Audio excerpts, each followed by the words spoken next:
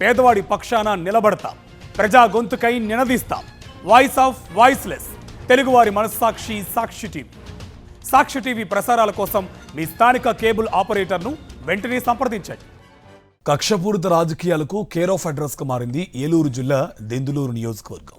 వైఎస్ఆర్సీపీ నేతలే టార్గెట్గా ఎమ్మెల్యే చింతమనేని ప్రభాకర్ చేస్తున్న ఆగడాలకు హద్దు లేకుండా పోయింది. పెదవేగి మండలం పినకడిమి సర్పంచ్ పలగాని సునీత భర్త శ్రీనివాసరావు పొలంలో పనిచేస్తూ ఉండగా వచ్చిన టీడీపీ ఎమ్మెల్యే చింతమనేని పెదవేగి పోలీసులు ఈడ్చుకుని వెళ్లారు. తాను పొలంలో ఉండగా శ్రీనివాసరావుపై ఎమ్మెల్యే చింతమనేని ప్రభాకర్, అతని గన్మ్యాన్ మరో వ్యక్తి దాడి చేశారు. ఆ తర్వాత పోలీసులను పిలిపించి పలు స్టేషన్లు తిప్పుతూ చివరకు పెదపాడు పోలీస్ స్టేషన్కు తరలించారు. వైఎస్ఆర్సీపీ శ్రేణులు సర్పంచ్ సునీత ఆందోళనతో శ్రీనివాసరావుకు 41 నోటీసులు ఇచ్చి వదిలిపెట్టారు పోలీసులు.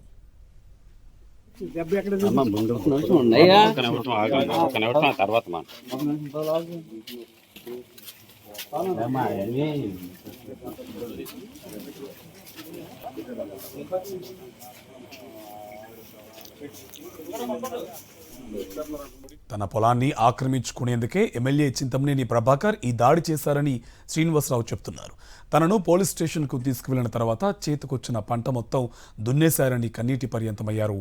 తనకు ఎమ్మెల్యేతో ప్రాణహాని ఉందని, పోలీసులు తనకు రక్షణ కల్పించాలని కోరుతున్నారు. ఇదే అంశంకి సంబంధించి మరింత సమాచారం మా కరెస్పాండెంట్ రాజు అందిస్తారు.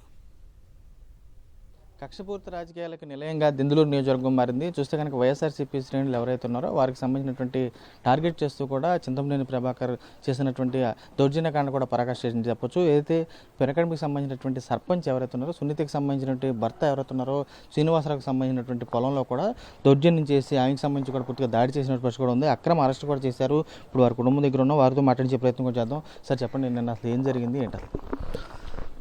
మేము సాయంత్రం 4 గంటలకి పొలం కాడికి వెళ్ళి ముందు కొట్టుకుందాం అని చెప్పి బెండ తోటను కూరగాయ పొదలు మొత్తం పెట్టుకుందామండి, 7 రకాలు.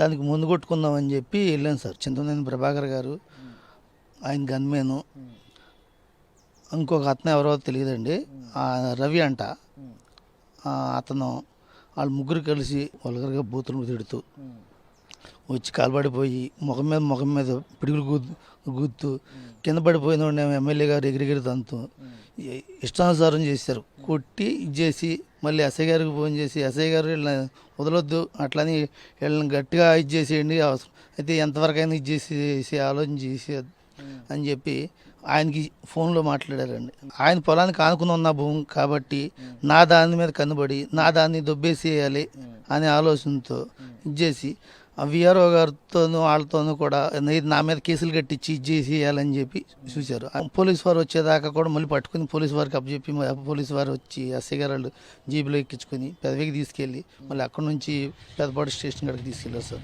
ముఖ్యంగా నాకు ప్రాణభయం ఉంది సార్, ఎందుకంటే నేను బహుదేరికి వెళ్ళాల్సింది అక్కడే. నాకేదన్నా ఇదైతే ఆయనే దానికి కారణం తప్ప వేరే వాళ్ళు ఎటువంటి వాళ్ళు కాదు. పొజిషన్ సర్టిఫికేట్ కూడా ఉంది సార్ నాకు, ఏది పండించుకుంటా ఇది చేసుకుంటా, నేను ప్రజెంట్ ఇది చేసుకుంటా. దాన్ని సాగు చేయడానికి సుమారుగా 10-15 లక్షల రూపాయలు అయినాయి. మళ్ళీ బోర్ కూడా వేసాను సార్, 3 లక్షల రూపాయలు అయినాయి. నోటికాడికి వచ్చిన బెండకాయలు కాసే వాటిని, బెండ తోటని, బీర, దోస ఇవన్నీ దున్నేశారు సార్. అసలు ఏమీ లేకుండా దున్నేశారు.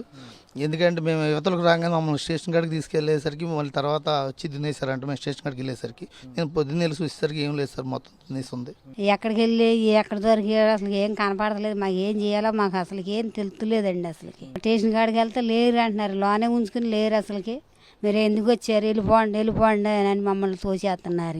కొడుతుంటే నన్ను తోసేసారు, నాకు సుఖతప్పిపోయి నేను పడిపోయానండి. నేను వచ్చి ఇళ్ళని పోయి చేసుకుని వెళ్ళేటప్పటికి నాకు ఆయన తీసుకెళ్ళిపోయారు. అసలు నాకు ఏం జరిగిందో కానీ నాకు తెలియదండి. అసలు ఉన్నదేమో ఎకరం పొలం, ఎలక్షన్లు కానీ మొత్తం బాగొట్టుకున్నాం. ఉన్నది ఒక ఆడపిల్ల, ఆ ఆడపిల్ల కాడ ఏమీ లేవు. మా ఆయన మేము చెరువుకు ఒక్కడవే వెళ్తాము. నేను అత్తమానం చేలోనే ఉంటా, మా ఆయన ఉంటాడు. మా ఇద్దరిని ఏదైనా చేస్తే ఏంటంటే పరిస్థితి ఇప్పుడు చూడలేదు.